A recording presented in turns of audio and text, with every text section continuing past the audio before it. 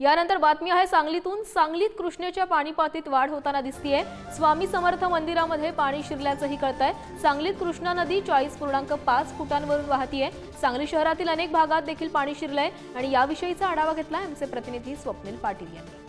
कोयना धरणातून सोडण्यात आलेल्या पाण्याच्या विसर्गामुळे सांगलीत कृष्णेच्या पाणी पातळीमध्ये वाढ झालेली आहे। सांगलीमध्ये सध्या 40.5 फुटावरती कृष्णेची पाणी पातळी आहे। आपण सध्या माई घाटावरच्या स्वामी समर्थ मंदिराजवळ आहोत आणि या ठिकाणी जर पाहिलं तर स्वामी समर्थ मंदिरामध्ये कृष्णेचं पाणी शिरलेलं आहे। अशीच परिस्थिती शहरातील अनेक भागामध्ये देखील आहे। शहरातील विस्तारित भागामध्ये कृष्णेचं पाणी शिरलेलं आहे।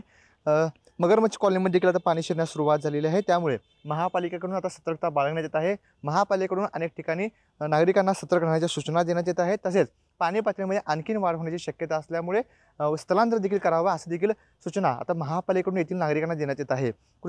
कोयना धरणातून कृष्णा नदीमध्ये 42 क्युसेक पाण्याचा विसर्ग सुरू आहे। त्यामुळे कृष्णेच्या पाणी पातळीमध्ये सातत्याने वाढ होत आहे।